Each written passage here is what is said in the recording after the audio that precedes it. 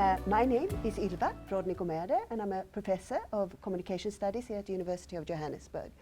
And to my right, I have Professor Moketsi Letseka from the University of South Africa, not Johannesburg, University of South Africa, UNISA, where he is the UNESCO Chair of Open Distance Learning, and he's also the editor of Africa Education Review, and has focused his research and a lot of efforts on trying to forge partnerships between higher education institutions and the private sector with regards to ICTs, nanotechnology, and computer science, for example. A very, very warm welcome to you, Professor Letseka. It's lovely to have you with us. Thank you. I'm humbled to be here. No, it's lovely.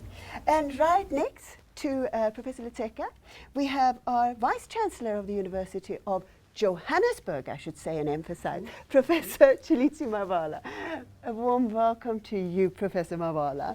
And I know that a lot of our audiences who have been with us before know you, and a lot of us do. And coming out of engineering and having worked in a sort of multidisciplinary research trajectory that spans everything from artificial intelligence to computer sciences and computational technology to the social sciences, and I know even to medicine, you are absolutely apt to talk to some of the issues that we will be discussing tonight. Thank you very much. And I must say as well that you are also a member of the newly actually formed Presidential Committee on the Fourth Industrial Revolution. So yeah, that will be interesting to follow the work that you will be doing. And a colleague of yours on that presidential committee actually with regards to the Fourth Industrial Revolution, Professor Chris Ardendorf, will be with us a little bit later tonight as well, as he was held up at the airport. And he is a professor, Professor Ardendorf I should say, is a professor of future studies at Nelson Mandela University and works on issues around the Fourth Industrial Revolution and the future, and working towards the future in South Africa and the Fourth Industrial Revolution. So we will welcome him as he joins us as well. But without much further ado, I'd like to turn to you, Professor Letseka, and start the discussion off by saying university education, higher education, and the Fourth Industrial Revolution. What should we concern ourselves about? What is it about? Look, the Fourth Industrial Revolution is I would call it a very fascinating era. It's an era that puts us, locates us, everybody else into the digital frame. And the technological developments, the changes that this brings, the way information, communication, the transfer of knowledge, all these digital technology has made that it's brought in a very phenomenal way in which information diffuses and goes around. And I think that's a challenge for universities. How do universities then keep up with that? The trouble with most universities is universities tend to be traditional. They tend to hold on to the old ways of doing things. And I think this is the key. The key is how do we get universities to begin to not only embrace, but to be part of the change processes that are taking place, because the Fourth Industrial Revolution is a new thing. I mean, it's taking the world to a different limit. I just came and drove from Pretoria this time, just to give you a brief example, and I'm driving a vehicle that when I approach another, it screams at me. It's artificial intelligence. It basically warns you, don't get too close. And these are the things that we need to be, how do we as universities begin to get into that level of science, that level of technology, that level of advancement? How do we build that into our curricula so that the kind of crop of young and imagined learned people that come out of the university are not left behind, but they are part of this revolution and evolution? I find that fascinating, and you picked up on two things. It's advancement, you say, but then also you say universities are maybe not a little bit cautious in some of these spaces. Would you agree with that, Prof. Mavala? Are we really that cautious? Well, no, I think it's a yes or a no. Some universities are obviously cautious. Some universities are anticipating the Fourth Industrial Revolution and they are preparing for it. Some of them are actually participating in it. Some universities are not in it because of financial reasons, you know. So I think what you're going to see emerging going into the future you're going to have a dual world where universities will be embedded in the fourth industrial revolution, wholly or partially. Because you are going to have universities that are going to remain as bricks and mortar. I do not imagine that University of Johannesburg will become a completely virtual university alongside its peers such as Harvard and Oxford universities. So, and then the other universities are going to be completely virtual. You are going to have universities that have no single building. They are completely virtual. The courses are going to be done virtually. And it's not just going to be virtual. It will be using virtual reality to bring that experience that normally somebody will get when they actually go to university. So yes, we are ready here at the University of Johannesburg for the fourth industrial age. Yeah. And I can see that, and we have, you know, the Cloudebate that we started is exactly that, to try to capture some of that and actually sort of take a step towards that advancement. But you talk about completely virtual universities that also then uses virtual reality to further the education project. Having been in open distance education for a long time, and I know this is really your field, Prof. Leteka, can you see the virtual university? What will it be? Will I as a lecturer be obsolete in that space? Professor Morala has touched on a very interesting piece of information. In distance education, we speak about blended teaching and learning, in which we recognize that we have the hard tools, the brick and mortar, the library, the books, but also the fact that we can engage with our students online. So a combination of all these approaches makes it easier to say the 50-50 split he's talking about. It gets realized in the blended learning mode. The blended learning mode recognizes that there are moments when students need to be in buildings to read books, or even if it's electronic, but they need to be on their own. But there are moments when they have to see you on screen and have conversations. But there are moments when they need to actually have an interaction with their lecturers and tutors, so that the conversations can actually be humane, be intimate. So I like the idea of that 50-50 split. And at UNISA, we are pursuing that. There's a whole initiative now to say, how do we drive the blended learning mode in ODL? We are virtually open distance learning, but we do have provision where we meet with the students. And that's where the combination of both the virtual and the personal interaction come into play. So in some ways then, it's sort of the open distance education model lends itself quite well to this. And I'm going to turn to you now, Prof. Mawala. So being a residential university like we are, the University of Johannesburg, what steps do we need to take to move towards maybe not a complete virtual model, because as Prof. Leteka also says, that, you know, that human element is really important, but what other steps we sort of starting to see or that we need to take? Well, I mean, he has already talked about blended learning, which we are also pursuing as a residential university. Flipped classrooms, because much of what students learn in the classrooms is actually on the internet, in the forms of videos, and very often by world experts. So sometimes there's no need for us to be teaching these students when they come to the classrooms. So in flipped classrooms, you expect the students to actually view those videos to prepare for classes. And when they come to the classroom, instead of sitting down and listening to a lecturer, then you have a conversation, you have a debate on what all these things that they have just learned on a video actually means. And by the way, this is what education truly is. The idea of sitting down and one person giving you knowledge actually is not good for innovation. Innovation is about questioning things. It is about interrogating things. And we are going to bring questioning and interrogation into the classroom because we have online materials that are already available. Our labs, for example, virtual labs. By the way, you can actually be able to do virtual interaction. Because now, when I was a student, if I had a project, and we'll have group projects, my group mates will be people in my classroom. Now, because of the fourth industrial revolution, we can be able to put people in a classroom, give them a project in a group with one person in Tokyo, another one in Beijing, another one in Stockholm, another one in the United States, almost playing the sort of things that people who are going to form multinational companies or work for multinational companies are actually going to experience. So we want to bring that experience to the classroom so that when they go out there in the fourth industrial age, they are not going to fail, but they're going to succeed. It's interesting, and there are a lot of actually things coming through now from our online audience picking up on this. And I think that it's interesting because what you're talking about here, Prof. Mabala, is in a sense what actually Johann Strauss, one of our online participants, talks about as pooling resources.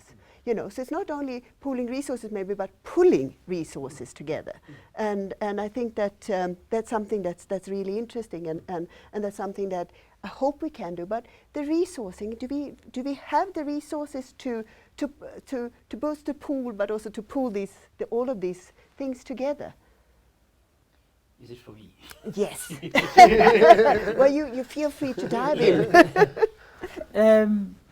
Look, I work for a very monstrous institution, and Professor Marala will bear with me. I mean, UNISA,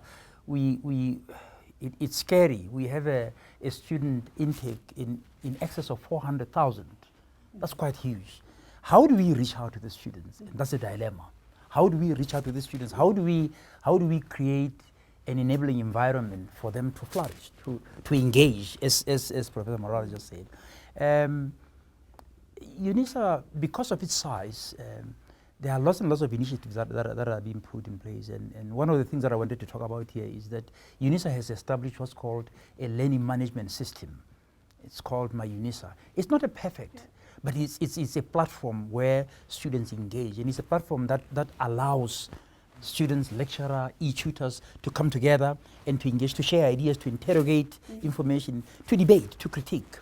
But UNISA also has a whole series of regional video conferencing and satellite broadcasting facilities. We are very fortunate because we have centers across the provinces, but we also have a satellite campus in Addis Ababa, in Ethiopia. Amazingly, we could be having a class here and we are having students in Addis who are partaking in the discussion and engaging. But there are now also what are called regional telecenters to create. Professor Marala spoke about computer centers. UNISA has now contracted a lot of service providers in the region who provide computer laboratories so that our students can go in. One of the debates that went on here, which I want to touch on, was an issue about whether we can have these facilities, but how are we doing it in terms of data? And that's one of the challenges that we meet at UNISA. We service mostly students that come from the rural communities because, you know, unlike UJ, unlike VETS, I think we're even being crept at in terms of our admission policies because we are an access institution.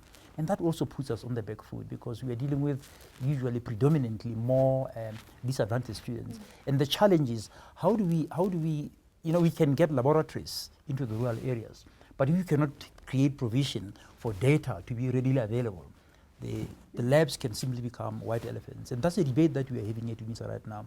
In a session that I gave to the university's senior executive management, I spoke very strongly on how we need to set up a crack team that will engage the cellular providers. I'm really concerned about the Vodacoms of this world, the MTN, the cellular. What would be their corporate social responsibility in terms of subsidizing data? Because data is the only way through which our students can then get online. And unfortunately, believe me, there are I think over 70% of our own people in South Africa who come from disadvantaged communities who may not have access to, or even the resources to access the data. How do we reach out to those? And I think for me at UNISA and the team that we work with, we have come to a decision that it's important that we engage these multinational cellular providers to say, where is your responsibility? And that's a very key. But moving on to that, we also at UNISA, we have established what is called an integrated tutor model. We have a team of e-tutors that reach out for students. But I think the idea then is to create, as Nadima Marala was saying, that team that engages with the students on a regular basis. That team that says, if you have read a piece here, what's your understanding of it? What are the assumptions? How do you see it? And e-tutors, like tutors in normal institutions, their job is there to quiz the students so that they can begin to engage in more critical manner. I mean, information is there, but when you get people to be critical about it, they begin to see other curvatures about it, and that's the key. So our e-tutors, we send them through a whole range of regular training to say, you need to have that epistemological base, the pedagogical knowledge, absolutely. And that is important. And I think that, you talk a little bit about, providing access, as you say, and actually engaging there maybe cellular providers. And I think that, and I know that this is something that we've had a lot of debates around at University of Johannesburg as well, and Prof. Mawala, this idea of how do we also, create policy? How do we lead from the front? And I think that's important in this space. And I want to put that to you. How do we get at that forefront? And absolutely, I think that is quite important. I think there is an element of infrastructure that we have to deal with. Fast internet is very, very important. And when you go to many of our rural areas, and when you go to the rest of the African continent, the internet becomes slow. So the reason why it becomes slow is because the investment that has been made has not been enough. Data is expensive. I wrote an article on Forbes Africa just this month where I was saying that data is the new gold. Very, very important, We'll have to negotiate with suppliers of data, of means of communicating data in order to bring down the cost of data. The issue of digital inclusion. Our students must be ready for this. At the University of Johannesburg, we are giving our first year students, every first year student, access to some form of a device. This is one way of ensuring digital inclusion.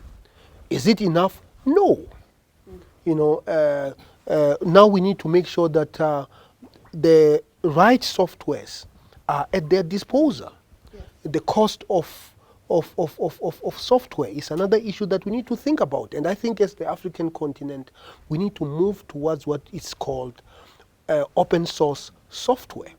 We need to move towards what is called open source textbooks, because electronic textbooks are very, very expensive.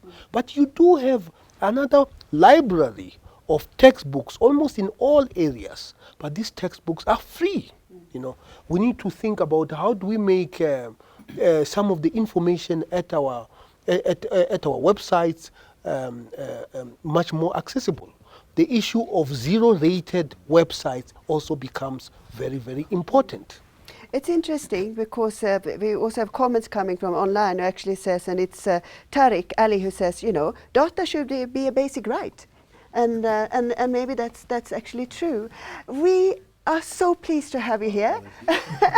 Professor Chris Adendorf, I actually introduced you to our online audience earlier. Thank you, my futurist and Professor of Future Studies at Nelson Mandela University. Thanks for coming. Thanks and very I believe much. that My apologies for being late. Yeah, we should have had you virtually here instead. But in 2 or 3 years' time, a hologram will be here. Exactly. I think to address our VC's very valid points, VC, what you're making, because at the end of the day, we need to make access to data available to everyone. I think the rollout of 5G and what's coming will sort of help us on that rollout, VC, because at the end of the day, it's like 4G, it's expensive. But I think the rollouts with 5G and what's happening in the States and countries like Spain, especially China, things like the cost of data is coming down drastically. Because in 4G, it works like the AM waves, it's like long waves, 15 millimeter waves, whereby 5G is going to more or less work like your FM waves. So it's going to be millimeters of fraction. So the speed of it and the cost of it, especially with the M boxes, the 5G M boxes, I think that's going to assist us in the future quite a bit, bringing the cost down. 95% of my work I do in the rural areas, we see, and that's my biggest challenge is how to get access to Wi-Fi, access to data, because I've seen it with my own eyes in the most rural areas where I work. Some of the tiny little kids, 3, 4 years, they've never seen a cartoon in their life because there's no access. So it is a big problem, but especially for our students going forward. I think access, like our VC was writing in an article a week ago, data is gold. It's a new gold at the end of the day. And it's a true reality, especially within the fourth industrial revolution. It's interesting because we talked a little bit then as you came in about data as a basic right, and then we talked as well about the role of universities. So yes, we can talk about it, and actually it's Jonathan online here who says that I think we are far away from data being a basic right in this country. We are still struggling to make the switch to digital TV from analog, for example. Do we have a role as universities here to lead? We talked about leading from the front, influencing policy. What can we do then to actually ensure that we can provide easy access to data for our students? Or do we have a role there, or do we have to rely on other structures? Well, we certainly have a role to play, but we cannot completely on our own deal with the issue of data alone. In South Africa, we have bodies that are supposed to oversee this. We have ICASA. ICASA has to come to the party.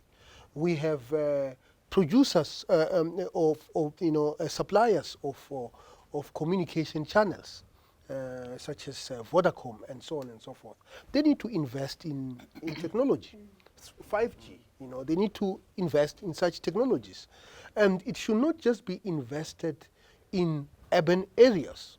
Of course, South Africa has a model to deal with the issue of investment into the rural areas. We have an organization called the Universal Services Agency, which is supposed to, it collects some form of a tax from cellular providers, and its role is to go and make investment in those areas where it does not make any commercial sense for these cellular companies to invest. So we also have policymakers. The department must also come to the party. We as university, we can be able to advise. We can be able to advise as to what is the best way in which we can structure our system in South Africa so that data becomes affordable, the infrastructure become efficient, and we are able to get our people to the digital age. I mean, it's interesting. It's Klaus Lombardozzi online who says that, but we can't even provide water and electricity to everyone. And now we talk about data for everyone. And it's a little bit what you talked about, Professor Adendorf, about working in rural areas. Prof. Letseka, you have touched upon it as well. Students, coming to university. I mean, we see that in our own context here at the University of Johannesburg as well. And I wonder sometimes if the students, if we're not then telling our students that now we're leaping into the fourth industrial revolution, and at some point someone will turn around and say, but listen, Professor so-and-so, I have neither water or electricity where I come from. I don't know. Chris, do you have any? I agree with you. It depends when it's off campus, on campus or off campus. On campus, we have access, and the students do have access. The problem comes if it's off campus.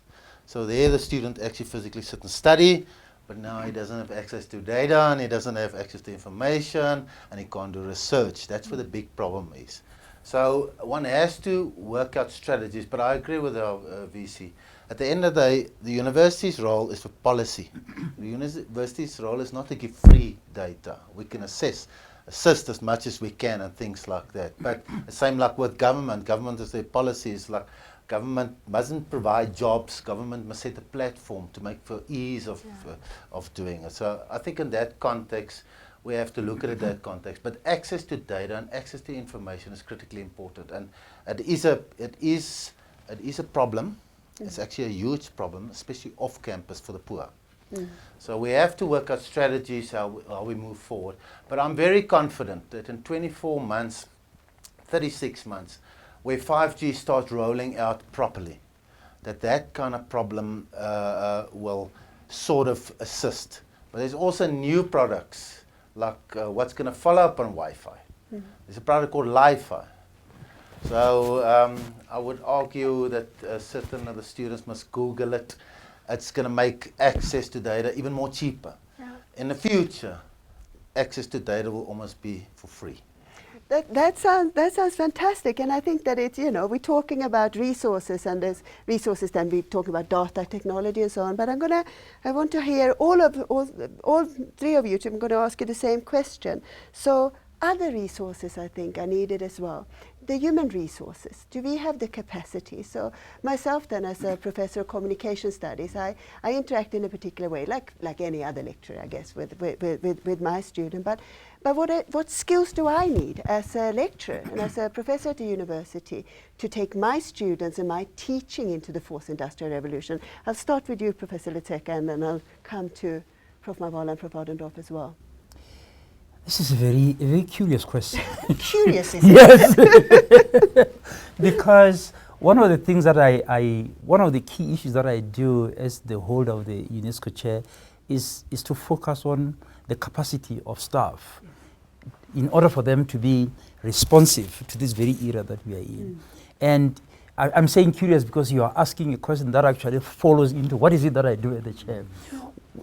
Key to what you are doing, and it's an assessment that we did at UNISA, and I'm sure Professor Morale and Professor Adendorf will know this, that you in a university you have people like us. I'm in the 60s, but I still see myself as a technologically challenged person, in a sense that I'm surrounded by millennials. My secretaries are 22 and 30.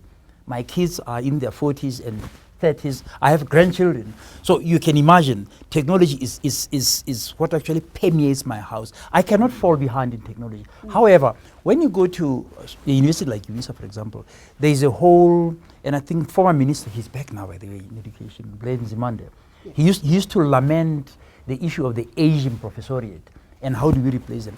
At UNISA, that's a key issue. We have this generational issue where the generation of scholars that are about to get out and retire, they are not prepared to get into the technology.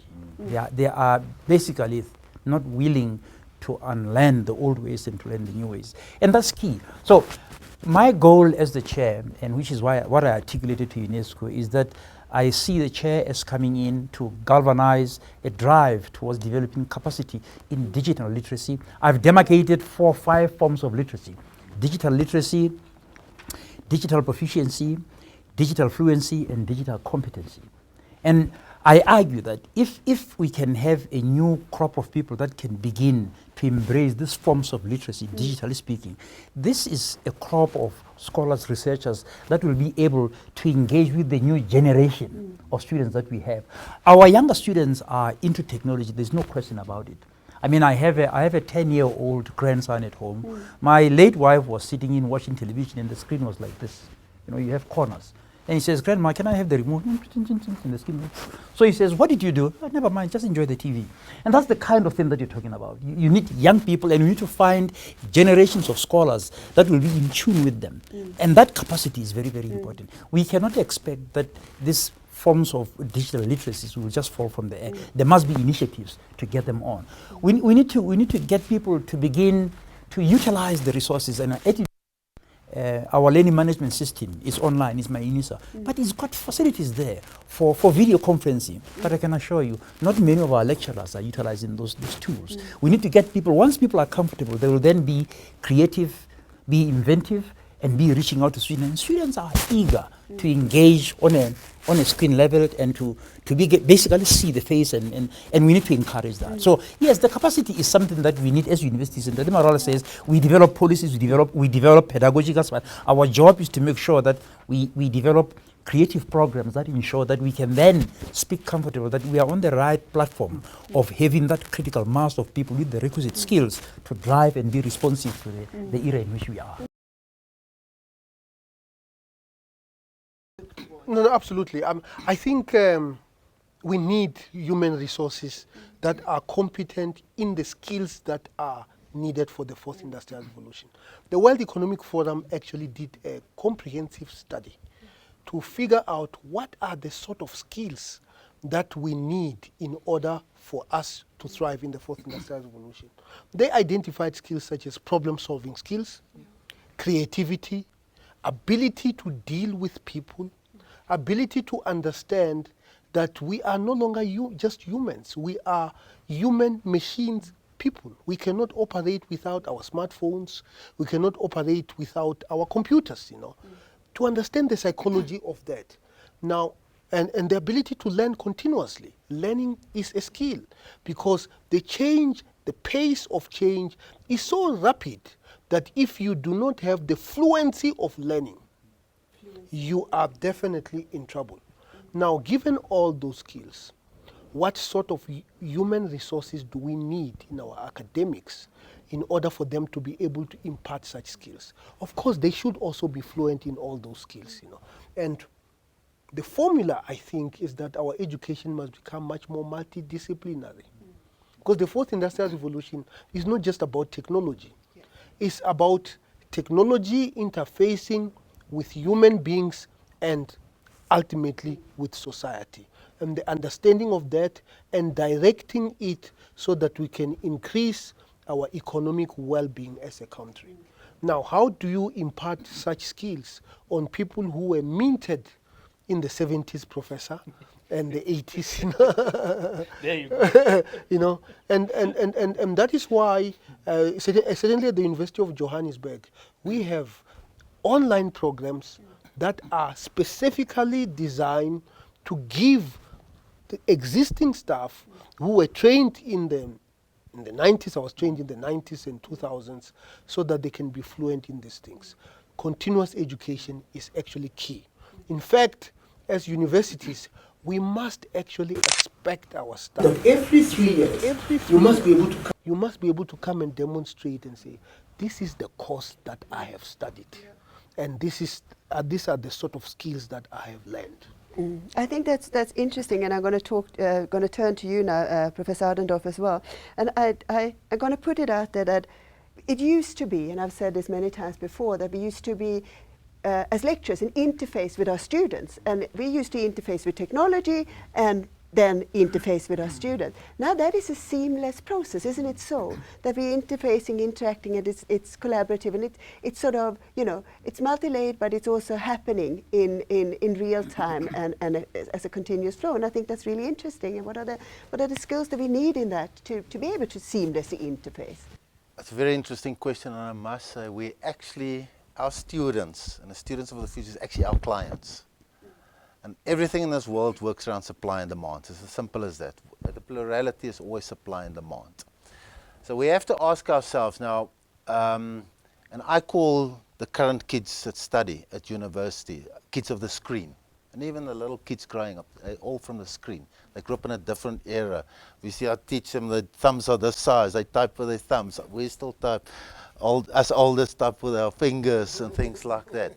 So we need to cater for that kids of the screen, because they think differently, completely differently.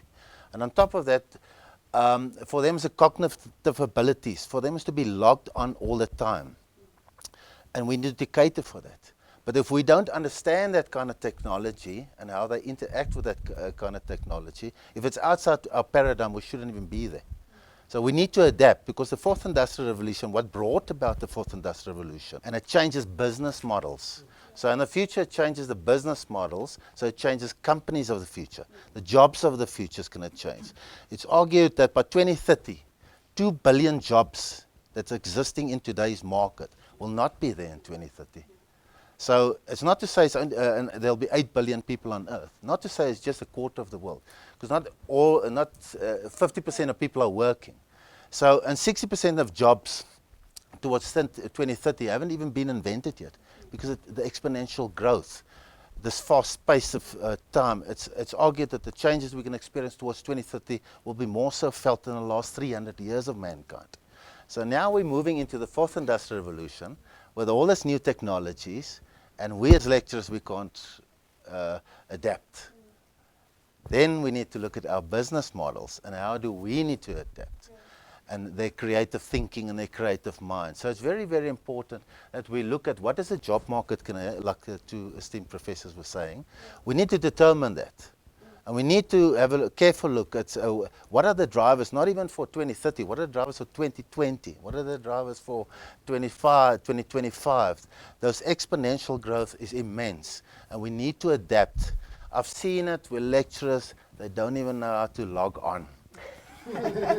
Now, how can you expect? Not here at university. Yeah. I've seen Here it. we log on as I've well. seen it with my own eyes, where economics teacher, lecturers trying to explain a model, where the kids rather go on YouTube, and then they know the answers already. Sometimes I think that we also use a language maybe here of this quick advancement and fast-moving things that scares people. And shouldn't we rather bring people along with us by talking about some sort of an augmentation, enhancement of skills and of learning experiences, and somehow start small? Or do we need to take giant leaps, Professor Mavala, or can we start small and work ourselves up? Well, I mean, I think it should be the combination of all those things. There will be other people who will be forced to move faster, because certainly the world is moving faster. So if we move slow when the world is moving faster, we shall be left behind. So many of us are going to be forced to try to catch up with the pace at which things are actually moving. Knowledge has been democratized. You no longer have to have a fancy library to have access to knowledge. There was a time when if you wanted to know what nuclear fusion is, you had to go to some big library and look for a book, and many times the book was not even there. They had to borrow it from elsewhere. Now, all that knowledge is at your fingertips. So what we need to do, and I will go back to that skill that I talk about, the skill of being able to learn on your own is very, very key for survival in the fourth industrial age. Let us continue to learn. Let us improve ourselves. Let us make sure that we read. At the University of Johannesburg, you will know, we have a Vice Chancellor's reading group, where each month I read a book and I invite staff and students to discuss the book. The reason for that is because I believe that continuous learning is extremely important. I believe that skilling people to embed into their DNA, so to say, the culture of reading and discussing what they have read and interrogating the ideas that they have just absorbed is actually very, very important for the fourth industrial age. The reading group, and where we actually continue discussions online as well, and it becomes a learning community in that sense. And that's important. And I think that you touched upon something earlier as well, Professor Mavala, that I'm sure that both Professor Oudendorff and Professor Leseka can talk to as well. And that is this idea, not only to learn yourself, but that continuous learning also talks to innovation, hey? And a creativity and openness of mind that I think that is a new mission, isn't it, for a university? It is. I mean, this is why when you look at the DNA of distance learning, Yeah. the key expression or phrase that we use is that we are driven by lifelong learning principles. Yes. Our belief in distance learning is that learning never stops. It doesn't stop. And to basically get back to Prof. Marala, if we cannot get to that level where the culture of reading, I mean, I grew up in the 50s where my father used to, before he used to put a pillow here and read. There's a book that you read and then they put a marker. Tomorrow they go and do their work. The following evening he comes out, and gradually at the end of the week he will tell you, hi, we have read this, and comes out and shares. We need to have that. But that culture of reading now in the fourth industrial revolution, it's very essential because it allows us, not, as Professor Mora said, not to be left behind, but to be on a continuous learning trajectory, to be continuously enriching ourselves, to be creative, to be able to be responsive to this fast change. You are saying the change is frightening. Yes, it is frightening. And if we cannot prepare ourselves to, or our people or people that we are teaching to be more responsive to change, surely places like the Eastern Tigers, I mean, we're going Finland. These are countries that are going to live. The Australians are known to be high readers. We need to get to a level where we encourage our own people to read. The only problem now, and coming back to what Prof. Marala was saying earlier, is that our youngsters are more glued into seeing things as they come in videos. And I remember we used to read. You read a whole play on Shakespeare. No, now they watch it on a video.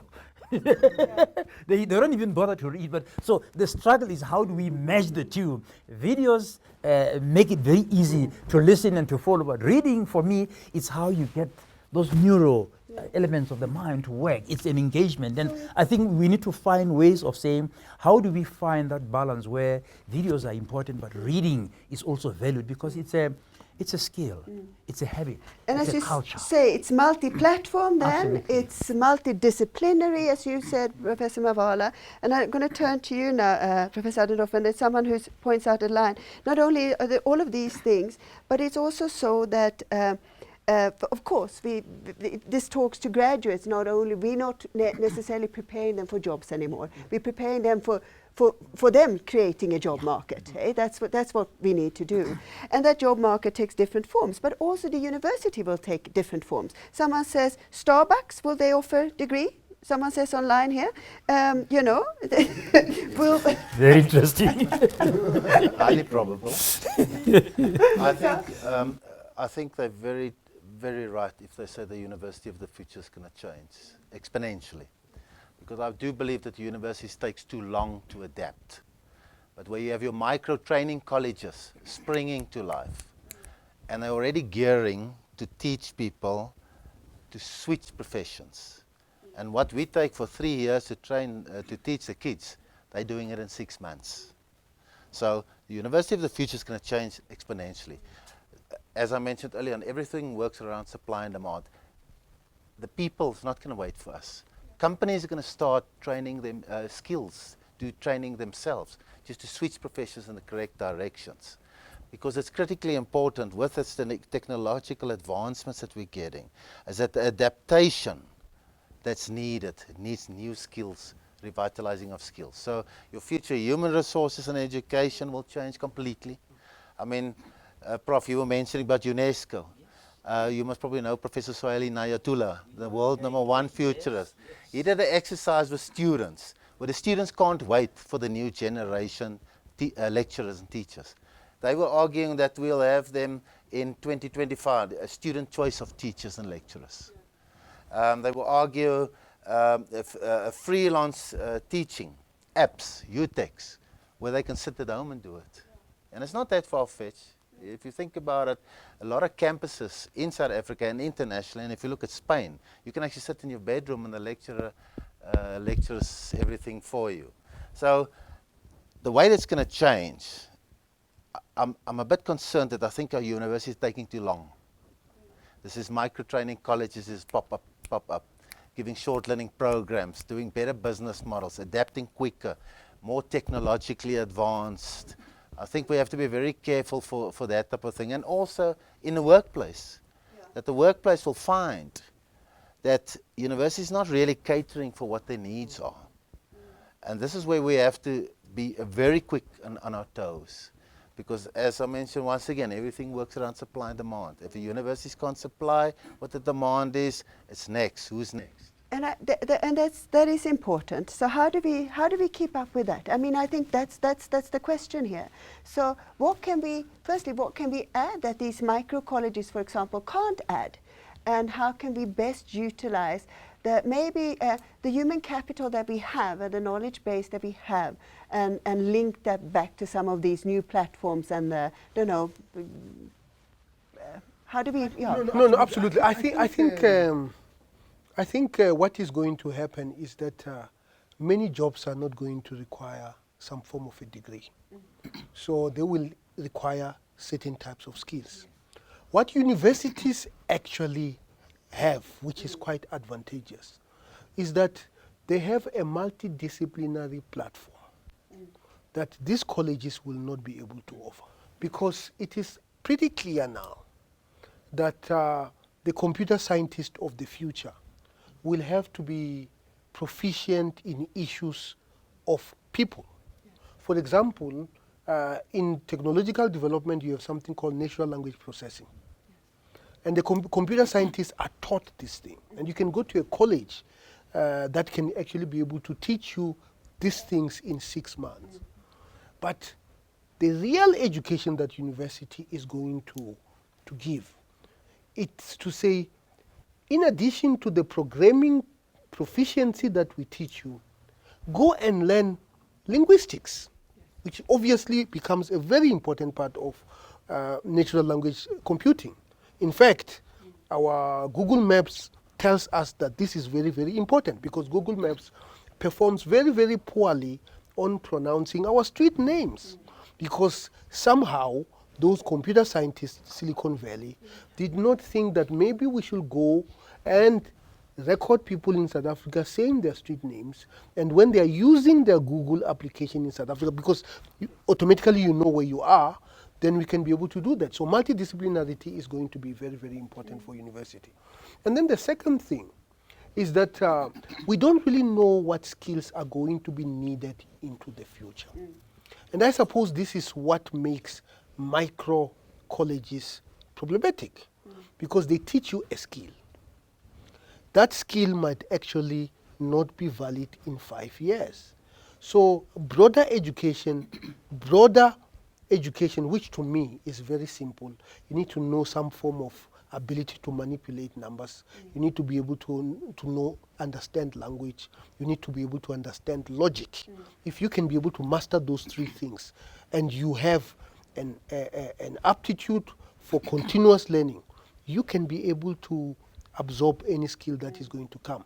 And when I look at some of these micro colleges, I realize that they are actually too specialized in an era where we want people to understand a little bit more than their exact expertise that they want. I think that's interesting, because on the one hand we talk then about multidisciplinarity, a new skill set which is then not only talks to multidisciplinary, sort of an integration of what, as you say, the critical thinking skills, learning by yourself.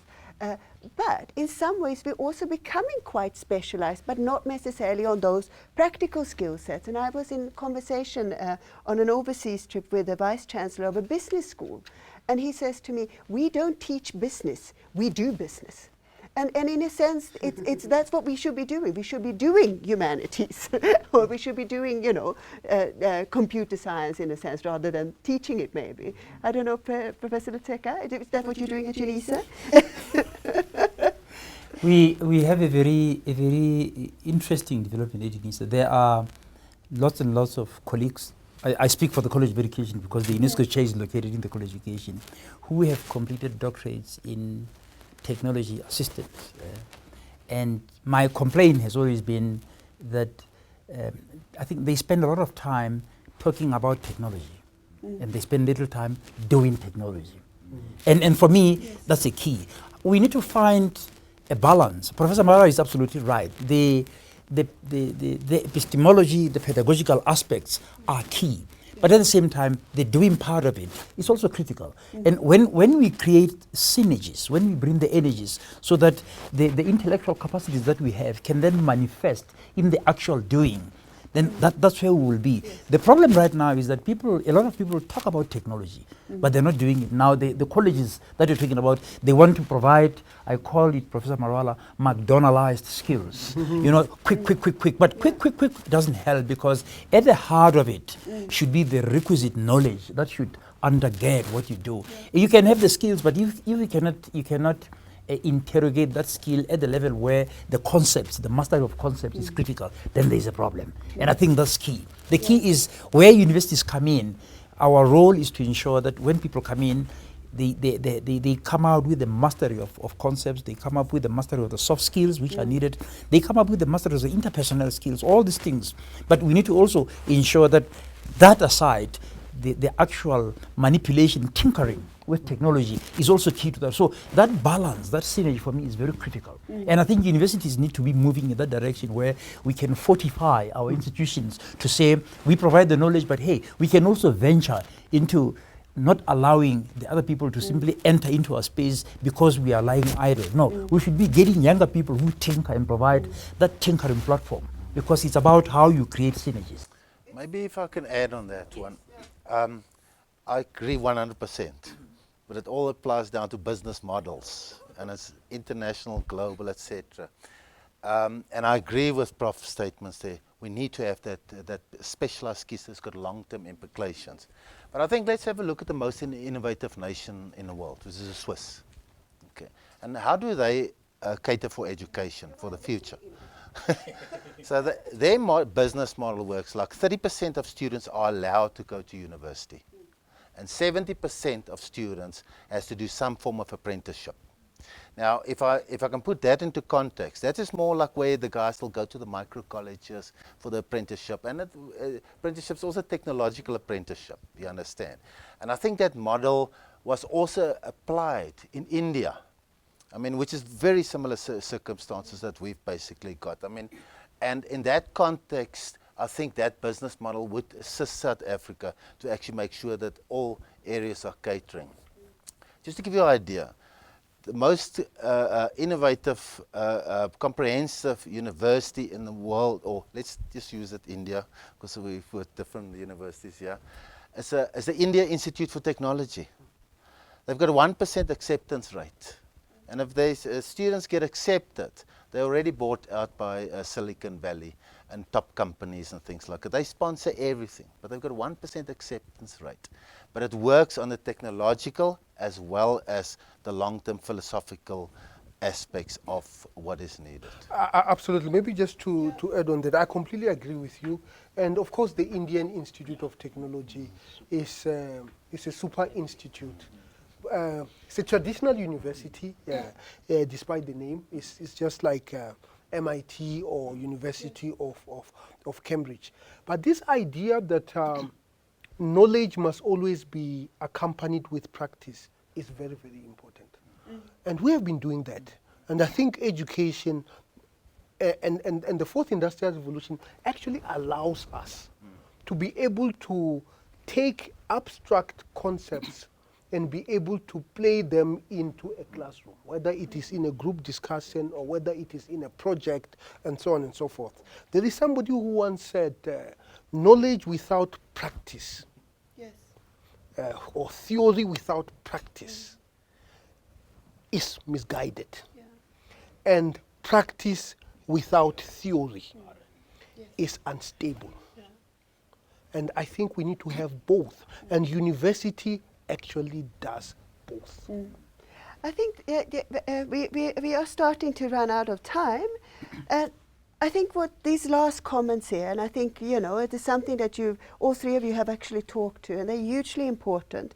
So this idea of having the theory we practice, and we have in certain ways we've separated them, and there's almost a Cartesian dualism here that we need to forge our whole bodies again, which is both theory and practice. And I'd like to end to talk a little bit about, and I'd like to hear just a few quick comments on, isn't it so, and maybe I'll start with you, Professor Letseka, very quickly, that we owe it to our nation and to our students to give them this in order for our societies to advance? I mean, you're absolutely spot on. I mean, when you look at a country like ours and you look at the challenges that we face, I mean, I was looking at the youth unemployment rate.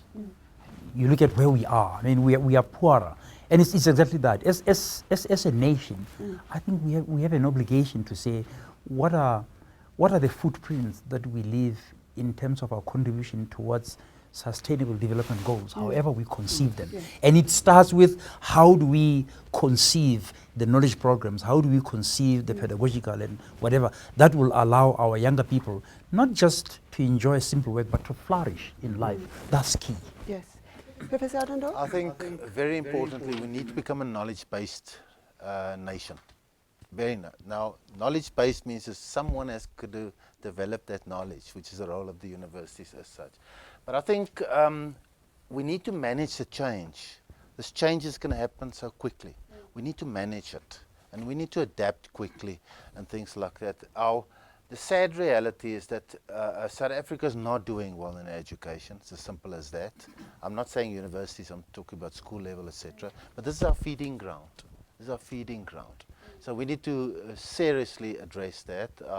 I have full confidence in our Deputy Chair in the Fourth Industrial Revolution to make a very big impact on that one. I'll be behind the VC of that. I'm going to turn to that specific Deputy Chair. Professor Mawala, I'm going to give you the last word, because this is important, isn't it? that actually we have a clear mandate. Higher education has always had a clear mandate to do the best for the students, and this is what we need to do. And the question that we're debating is how we do it. But I think that that mandate is important, isn't it? Absolutely, and I think Professor Adendorf, you put it very well. This mindset that every student must go to university is not practical, and nor is it desirable. Only a certain percentage of students must come to university for us to have a viable economy. Some other people must actually go to trade schools. Trade schools to become plumbers. Of course, you can learn about plumbing in the fourth industrial revolution. Yes, I was going to say that there's no difference there, really, is it? Because exactly, all occupations. But certainly, we should actually capacitate that second tier. It's not a second tier; it's a different tier. Very, very important, of teaching people specific skills, and these skills are also going to be needed in the fourth industrial revolution. Somebody will have to fix those robots. If you go to South African breweries and see their production facilities, somebody has to fix that. And the universities are not good at producing people who can go and fix those things. But trade schools, FETs are quite critical. And as the University of Johannesburg, we are working very, very closely with those institutes. This building, when we bought this building, it was about innovation and teaching people to be innovative in building things, and it was linked to FETs. Let us capacitate that. No, thank you for that. And I think that, without sort of, beating ourselves over the chest too much, but I think that, we do have a role to play there. And I think that this is also a space where we are good. Because supposedly, we have trained others to be hopefully flexible minded. We should be flexible minds, and we should be able to be so ourselves and truly do, create tomorrow. And I think that listening to the three of you, I'm sure we can do it, and we will do it, eh? And I think that's the amazing. So thank you very, very much. It's been lovely talking to you, gentlemen, and I think that we've come a long way, and we will continue debating these questions. Thank you. So thank you very much. Thank you very much. And thank you to all our listeners and participants at home. And then we haven't been able to pick up on all of the discussions that has been going on online. And there's been a lot of discussions and suggestions about solar energy and so on. But we'll pick up on that. And I hope you will tune in again to the forthcoming cloud debates that we're hosting here at the University of Johannesburg. And as I say, you can follow us online, and you can log on to www.uj.ac/IR4 and find the previous cloud debates as well.